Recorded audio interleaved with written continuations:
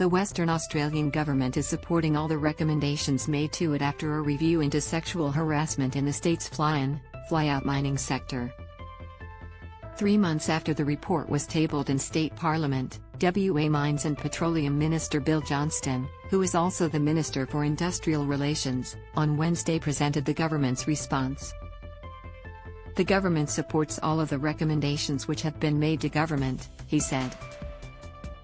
Read more. College holds deep concern for injured students, adults after horror bus crash in Victoria. We've tabled our response and it shows that we have plans to implement all the actions that have been recommended to us.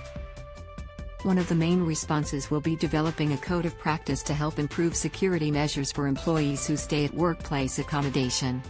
Additional resources will be provided to the industry regulator, including a 24/7 hotline which will be a triage point for complaints. The government will also fund a community legal center for victims of sexual misconduct in the industry. That legal center will be able to refer victims to other services so they can receive justice. Johnston said the center will be run outside of government to avoid any conflict of interest. Read more. Phone call shows startlingly clever tactics used by Westpac scammer. However, he said it was up to the mining sector to implement the recommendation of exploring a register of known sexual harassers in the industry. The report in its findings said, the industry must explore ways to prevent perpetrators of serious sexual harassment simply finding re-employment on other sites and in other companies. This should involve thorough exploration of an industry-wide workers' register or other mechanisms such as industry-wide accreditation. The report suggested it could be modeled on the Working with Children card, but Johnston flagged any such register could be legally difficult to introduce. We are interested to know how the industry will respond to that.